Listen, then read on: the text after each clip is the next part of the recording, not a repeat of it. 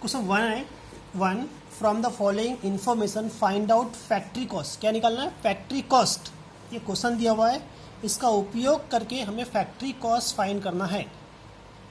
मैंने cost sheet, तो हम पहले कॉस्ट शीट बनाएंगे। कॉस्ट शीट, ये कॉस्ट शीट फॉर्मेट दिख रहा है आपको, प्रोडक्शन और पीरियड। इससे प्रोडक्शन पीरियड नहीं दिया तो डैश लिख दिया मैंने। कॉलम देखो, serial number, sign, particular, amount. ये प्राइम कॉस्ट का फॉर्मेट मैंने कल आपको समझाया था, वो सेम फॉर्मेट कॉपी करना है। हर क्वेश्चन में आपको पहले से फॉर्मेट लिख के रखना है, ये फॉर्मेट चेंज नहीं होगा, पहले से लिख के रखने का है इसको। क्वेश्चन का जब आंसर करोगे तो आंसर आपको पहले से लिख के रखना चाहिए, ये आपको लर्न होना चाहिए। मैंने आपको कल समझाया था। अब हम स्टार्ट करेंगे। सबसे पहले नंबर 1 में दिख रहा है आपको cost of material consume. Number 1 क्या दिख रहा है? Cost of material consume. अब इसको कैसे निकालते? तो पहले ढूंढो opening stock of raw material. क्या ढूंढना है? Opening stock of raw material. देखो क्वेश्चन में आ जाओ, दिख रहा है ओपनिंग स्टॉक रॉ मटेरियल कितना दिख रहा है? 50,000। ये टिक करा मैंने। अब इसका अमाउंट लिख रहा हूँ मैं, ओपनिंग स्टॉक रॉ मटेरियल में 50,000। उसके बाद रॉ मटेरियल परचेस, तो क्वेश्चन वापस आओ, परचेस का अमाउंट दिख रहा है 1,40,000। 1,40,000। कैरे इनवर्ट, अब क्वेश्चन में देखो कैरे इनवर्ट कहाँ है?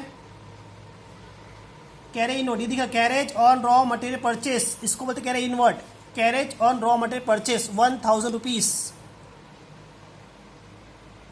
नेक्स्ट रॉयल्टी, तो क्वेश्चन में कहीं पर भी रॉयल्टी के नाम से नहीं दिख रहा है, नहीं दिख रहा है तो डैश करते हैं हम।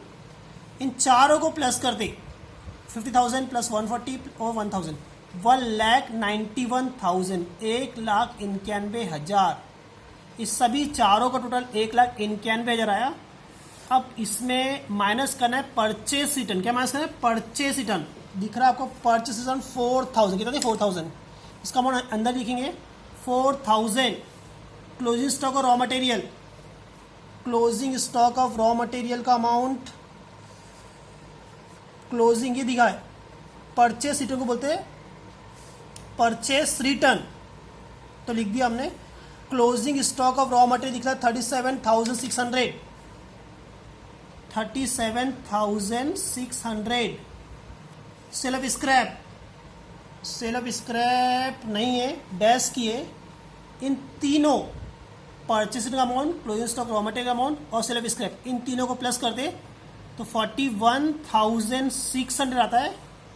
ये ऊपर का दिख रहा है 1,91,000 और ये 41,600। इसको इससे माइनस करेंगे, 1,91,000 में से 41,600 माइनस करते हैं तो मिलता है 1,49,400। ये बन गया कॉस्ट ऑफ मटेरियल कंज्यूम। क्या बना? Cost of material consume. अब है डायरेक्ट वेजेस, जिसको बोलते हैं प्रोडक्टिव वेजेस। ढूंढो कहां पर दिख रहा है डायरेक्ट वेजेस या प्रोडक्टिव वेजेस। ये दिख रहा है प्रोडक्टिव वेजेस 36,000। डायरेक्ट एक्सपेंसेस, ये आपको दिख रहा है डायरेक्ट एक्सपेंस 1,600, 1,600। इन तीनों को प्लस करेंगे तो क्या मिलेगा? Prime cost. इन तीनों को प्लस करेंगे क्या मिलेगा? Prime cost. इन तीनों को प्लस करने पे आता है 1,87,000। नेक्स्ट आता है फैक्ट्री ऑन कॉस्ट, नंबर 4। चौथे आइटम में कौन सा है? Factory on cost. Factory on cost, इसमें फैक्ट्री से रिलेटेड सारे टर्म लिखेंगे। देखो अब क्या क्या, जिसको आपने क्रॉस नहीं किया वो देखो, ये सब हो गया है अनप्रोडक्टिव वेजेस। प्रोडक्टिव वेजेस कहाँ गया? नंबर 2 में गया। अनप्रोडक्टिव वेजेस आ रहा है, unproductive wages, unproductive wages 4,000 rupees. Next दिख रहा है repair to plant, repair to plant 1,200, 1,200। Depreciation on machinery, depreciation on machinery 2,800। Fuel, fuel दिख रहा 2,000। Rent and rates of workshop, workshop factory का है, वर्कशॉप लिखा है इसलिए वर्क यानी काम, फैक्ट्री में होता है वर्कशॉप 5,000। एडवर्टाइजिंग सेल्स डिपार्टमेंट का इसलिए वो नहीं आएगा, ऑफिस एक्सपेंस ऑफिस का इसलिए वो नहीं आएगा। इन सभी पांचों आइटम को प्लस करते हैं हम, फैक्ट्री ऑन कॉस्ट के पांचों आइटम को प्लस करते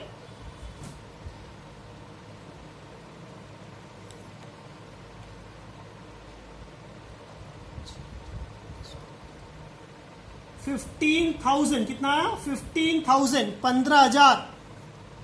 अब इसमें प्लस करेंगे पांचवा item opening stock of work in progress, opening stock of work in progress, work in progress ये दिख रहा है, opening stock of work in progress दिख रहा है 8,000 रुपीज।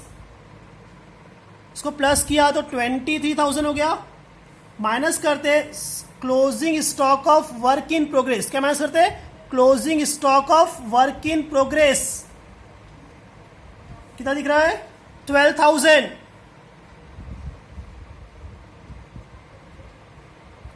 23 में से 12 माइनस किया 11,000। अब 1,87,000 में 11 को प्लस करो 1,98,000, 1,98,000 इसको बोलेंगे फैक्ट्री कॉस्ट, 1,98,000 इसको बोलेंगे फैक्ट्री कॉस्ट। Complete stop.